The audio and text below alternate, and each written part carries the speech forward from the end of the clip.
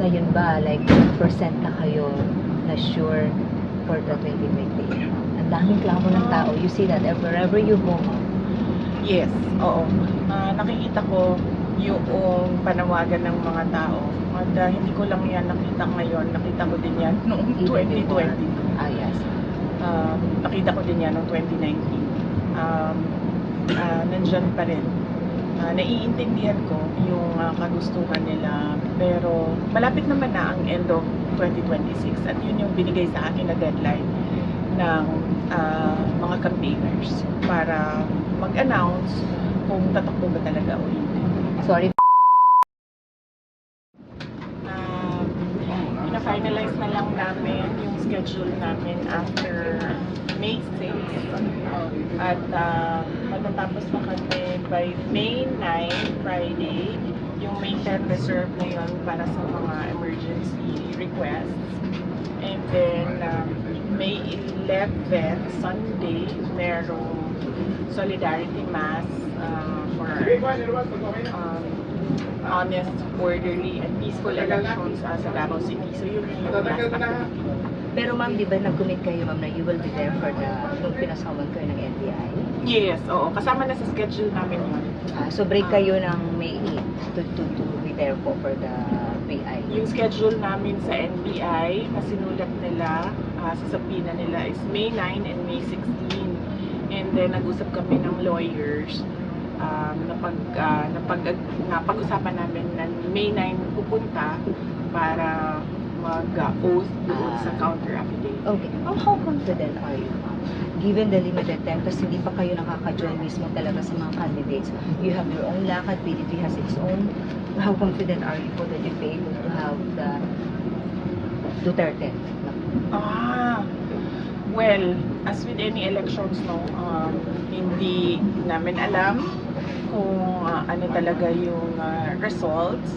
But so far, kung basihan lang naman natin yung reception o pagtanggap ng mga tao sa mga senator candidates na Duterte ng PDP, okay naman. I think we have more than a majority support. But syempre, meron din kaming concerns sa Diaan at meron din kaming concerns sa yung vote buying kasi naririnig namin ngayon na yung mga local candidates ng administration ay meron daw mga tupad and naiks and akap budget na pinamimigay. In fact, dito sa Zamboanga City, ang balibalita ay 4 times a day namimigay ng akap. Okay. Ma'am, actually, ma'am, Comelec mismo ang nagsabi, yung pinakarampat daw talaga ngayon ng form na ng vote buying is through mga ayuda. AIX, tupad. Wala kayong balak any action about that sa mga ginagawa nilang form of vote buying through that ayuda? Kakausapin namin yung partido ng PDP, no, with regard to sa abuse ng AKAP at AIX. Pero ang unang-una kasi nito ay binigyan sila ng exemption ng Comelec. Ang DSWD ay binigyan ng exemption sa mga ayuda programs nila. So, lumalabas na parang ang legal vote buying ang nangyayari ngayon. Alright. Ma'am, kahapon tinanong na namin kayo nito, pero yung about pa rin doon sa ginawang political attack sa inyong family, any latest on that, ma'am? Dahil doon sa pagpapile po ng complaint kay Congressman Colong? Nakausap niyo na po siya? Hindi ko pa nakausap si Congressman Pulong Duterte, pero as I said yesterday, masyadong klaro yung pattern ng administration na kapag meron silang kapalipakan ay nililihis nila ang issue at yung storya doon sa papunta sa pag-atake sa kalaban nila sa politika. Alright. Ma'am, ngayon ba, like, percent na kayo na sure for the 2028? Ang daming klamo ng tao. You see that wherever you go, ma'am. Yes, oo. Nakikita ko yung panawagan ng mga tao. At hindi ko lang yan nakita ngayon. Nakita ko din yan noong 2020. Yes. Nakita ko din yan noong 2019. Nandyan pa rin. Naiintindihan ko yung kagustuhan nila. Pero malapit naman na ang end of 2026. At yun yung binigay sa akin na deadline ng mga campaigners para mag-announce kung tatakbo ba talaga o hindi. Sorry for asking this, Bibi. Kung sa percentage, like how many percent are you now inclined to run for 2028? Hindi ko talaga masagot yan. Subukan natin pagkatapos ng eleksyon. Pagkatapos namin mag-assess sa nangyari na eleksyon, na midterm elections, yung kampanya namin, yung ginagawa ng administration, yung rampant vote buying through government programs. So, kailangan namin tingnan at i-assess. Kasi, ang concern talaga natin ay kailangan kapag tumakbo, nanalo. Because otherwise, ma-frustrate yung gusto natin gawin para sa bayan. Ma'am, yung bang result ng election ngayong 2025, will it matter sa magiging decision niyo po sa 2028? Ay, hindi naman. Alright. Pero, we need to think of a strategy para sa susunod na election. And itong 2025 election ang pinaka malapit na election sa 2028 na pwedeng pag-aralan. Alright. Ma'am, recently may mga napailan po ng reklamo si Senator Ivy. May mga secretaries, may mga PNP officials, but you think meron pang mas mataas na dapat managot doon sa nangyari po na pag-kidnap po kay PRRD? Oo.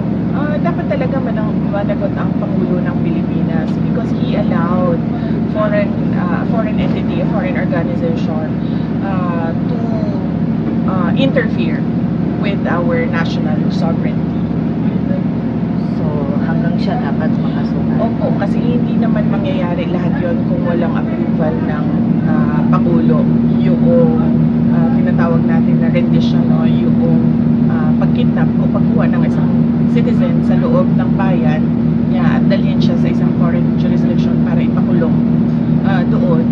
Hindi mangyayari yan kung walang approval ng President. Malabo na gumalaw ang mga departments ng kanya-kanya lang unless incapacitated na talaga yung President natin na hindi na talaga din niya alam kung anong nangyayari sa bayan, which also shows a pattern as well from previous statements of the President, tulad na lang noong raid o occupation ng BNP sa KOJC na hindi niya alam kung ano nangyayari dun sa loob at mga iba pa niyang mga statements na it doesn't make sense anymore. Okay, ma'am, the impeachment, the hearing on HJK, sa confidential fund mo, and a lot more. Sa tingin mo, meron ka pang aasahan na pwedeng gawin nila sa inyo, ma'am? You know, really parang they will exhaust everything really to put the Dutertes down. Are you expecting more, ma'am? After the impeachment, arrest of PRRD, this complaint, you think are there more? Are you expecting more, VP? Yes, oo. Kasi, desperate people, they can think of the worst things to do. No?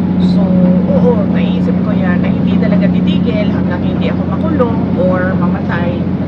Yun na lang naman talaga ang dalawang hindi pa nila nagagawa sa ngayon. Yun na nga, ma'am, despite yung race sa'yo, parang tuloy pa rin ang ikot mo kahit saan. Well, yes, kasi kailangan ko talaga umikot para ipaintindi sa ating mga kababayan. Yung tatlo na sinasabi ko lagi, sabi ko, marami sa mga mali na nakikita natin sa ating mga komunidad ngayon ay dahil din sa maling ugali natin sa pagpili ng ating leader. Alright, ma'am, sige lang sa'yo kaya about kay Pangkulong lang. Do you see any hand of local politics in Davao dito sa pagsasampa sa kanya, no? Sa tingin mo, meron din bang hand dito ang local politics, ma'am? Sa palagay ko wala. Palagay ko walang kinalaman yung mga candidates ni Marcos sa Davao City sa pag-file ng case. This is purely Philippine National Police at CIDG. Kasi hindi naman ang nagko-control ng mga candidates ni Pangulong Marcos doon sa Davao City ay hindi naman sila sila ang kinokontrol, si Nograles, si Alan, si Lopez, si Campos, sila yung kinokontrol ng national, at gustong isa yun sa mga strategy ng national na papagsakin yung pamilya namin. I'm sorry, have you seen the video? It's viral already on social media. Have you seen it now? I've seen a portion of the video. Hindi ko na nakita yung buong video. At actually, para sa akin, okay ito na lumabas siya bago ang eleksyon para yung mga botante nakakapag-desisyon sila ng maayos kung sino yung pipiliin nila. Kasi balik na naman din tayo dito doon sa aking lecture, no? Voters education ko. So, maganda nang lumabas siya ngayon para nakakapag-desisyon ang mga botante sino ba talaga ang pipiliin na kandidato. At well, yes, as I said, yun yung good thing about it. Pero it's really a political attack. Tsaka, kahit damaging siya kay Bongpulong, still okay with you para people will have choice this election? Oh yes, oo. Lahat naman ng atake nila sa amin can be taken care of by lawyers. Yung kay PRD sa ICC, merong mga abogado doon. Yung impeachment ko at mga ibang cases ko na iniimbestigahan nila, merong mga abogado doon. Yung kay Kong Pulong, dahil it's a complaint, meron ding abogado na mag-handle doon. So, yun. Clearly, atake lang talaga siya para sa paninira, and as I said, para pabagsakin yung kalaban nila sa politika. But still, if we look at the bright side of things, buti na yung lumabas siya ngayon para yung mga tao informed decision yung pagpili nila ng kandidato nila. Yes, ma'am. If there's one thing you'd like to tell to the administration or to President Marcos directly, what would you like to tell him, ma'am? I mean, it's obvious, ma'am. I mean, kasi gusto niyo kung if there is I mean, kung meron man ako sasabihin sa kanya, ang problema kasi si Claire Castro lang din kasi ang sasagot sa akin eh. Hindi rin naman ng Pangulo yung sasagot. Pero kung meron akong gustong sabihin sa administrasyon, ay hindi nila mababawi yung kakulangan o kawalan nila ng proyekto, ng programa, at ng mga plano para sa kaunlaran ng ating bayan. Hindi nila mababawi yon by attacking their political enemies. Kasi nararamdaman ng mga tao yung gutom, yung kahirapan, at lahat na problema ng bayan. Hindi naman gusto ng mga tao na atakihin nila yung kalaban nila sa politika. Ang gusto makita ng mga tao are development projects at kapayapaan at kaunlaran. So kahit anong atake nila sa amin, hindi pa rin babango yung administrasyon at hindi pa rin makikita yung sinasabi nilang bagong Pilipinas kasi hindi siya nararamdaman at makikita ng tao tayo. promise totoong last na to, ma'am. Wala. Ma'am, promise totoong last. Ma'am, noong 2019, grabe ang clamor ng tao. You parang sorry for, due to appropriate word to use, you disappointed them. Maraming frustrated kasi hindi kayo tumakbo. In fact, nasisi pa nga kayo for whatever we are experiencing now because you did not travel. This time ba, ma'am, are we going to see that scenario again? Or kahit pa paano naman, mas nakakakita yung tao ng pag-asa na yung call nila, yung panawagan nila sa'yo, yung clamor pakiusap to run for 2028. Kung ang decision making lang naman ay para sa bayan lahat, wala namang problema. Ang problema kasi is that sa isang eleksyon, madami kasing factors. Hindi lang yung kagustuhan ng isang kandidato, nandiyan din yung factors ng pondo, machinery, at lahat na.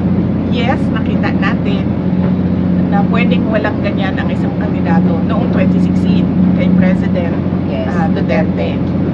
Pero iba kasi yung situation noong 2016 at iba yung sitwasyon ngayon. Mas matindi yung laban ngayon. Kasi mas demonyo yung administration ngayon as compared to sa administration